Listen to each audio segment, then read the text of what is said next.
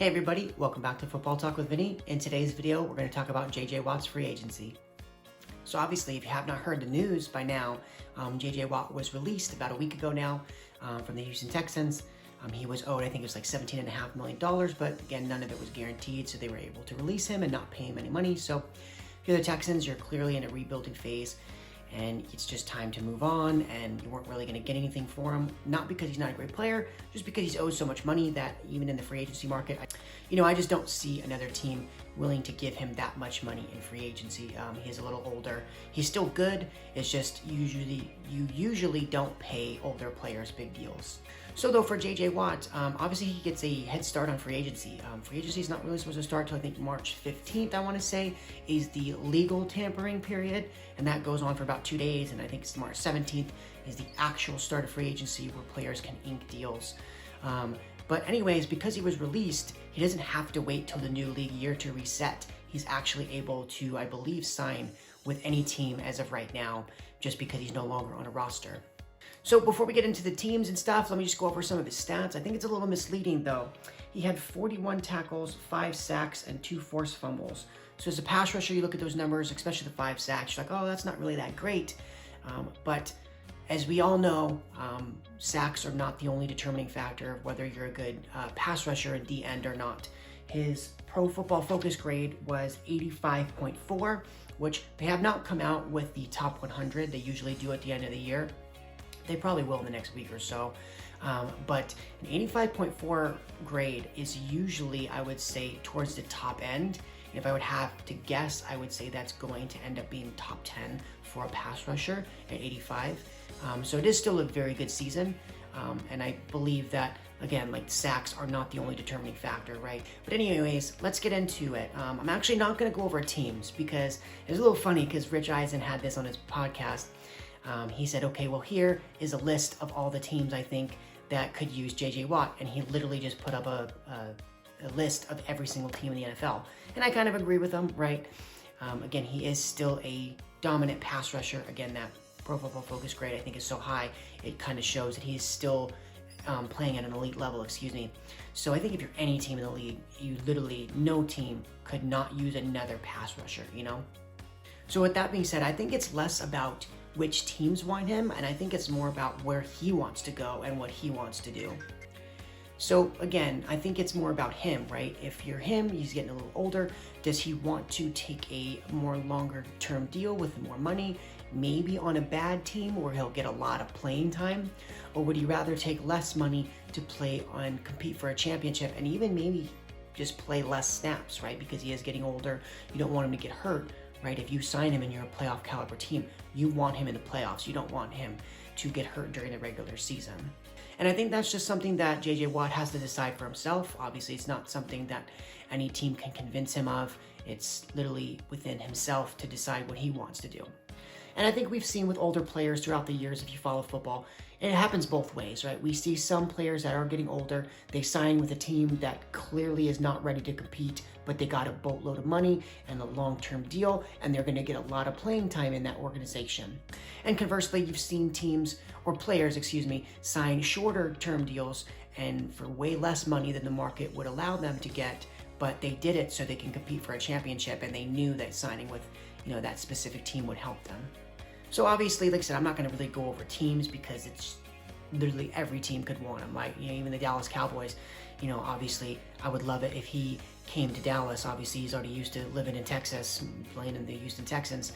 So we need another pass rusher. Our defense needs help, right? So that would be a great fit. It's just, I don't know if he's going to want to come to Dallas. But we will talk about the 2 really top landing spots for him, just because they kind of make too much sense to not talk about. So we're going to talk about the Green Bay Packers first. Obviously, that one makes sense. He went to Wisconsin, right? He was a Badger, so obviously it just makes sense to finish your career in Green Bay. Obviously, that's probably the best case scenario for him for a championship as well, right? He may not play as many snaps. They do have some good pass rushers there. I think J.J. Watt is still the best pass rusher if they were to add him on the team. But I think if you're Green Bay, you're thinking more long-term, right? He has had injury history in the past. So I think if you were to sign him, the goal would be to play him a little bit less snaps in the regular season and then get him ready for the playoffs. Because again, you're probably going to make the playoffs whether he plays the whole year or not. And at that point, the only thing that matters, the only goal for Green Bay at this point is a Super Bowl, right? And I think that one just makes too much sense. I think if I was J.J. Watt in his position and my decision was, hey, I don't really care too much about the money, I care about winning a championship, I think Green Bay would be the optimal place. And then the other place is going to be the Pittsburgh Steelers. So that would make sense because obviously his brother TJ Watt plays there. They do have a championship level defense, but they are going to lose a couple players on the defense.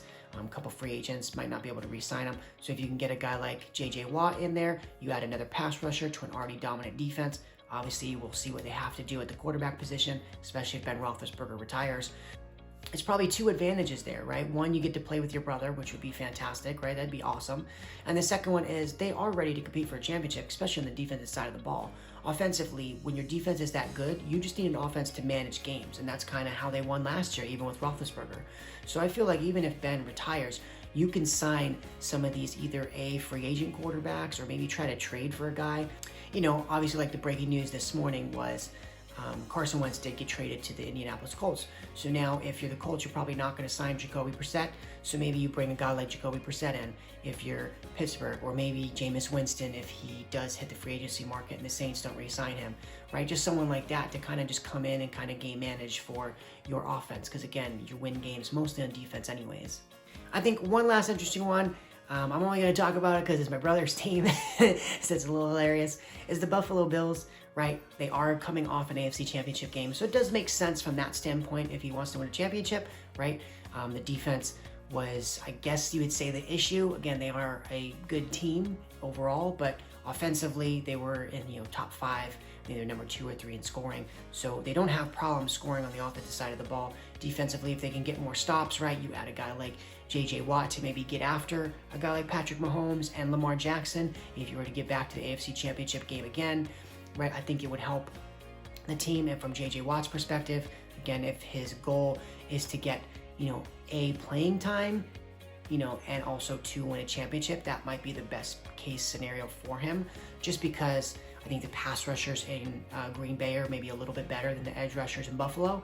So at that point, I think you would have to make sure that JJ plays more snaps in Buffalo. So I think if you're JJ Watt, obviously you have a bunch of factors to consider, right? Obviously I would love if he came to Dallas instead, right? That would be a dream. But again, Dallas is like super strapped against the cap, and we have to now hopefully sign Dak Prescott to a long-term deal. So with all that money having to go to Dak, $40-ish million, right? Dallas is going to have like no money to sign any player. So if JJ Watt does want to go to Dallas, it's going to be for like almost no money, right? So at that point, I don't think he's going to want to do something like that.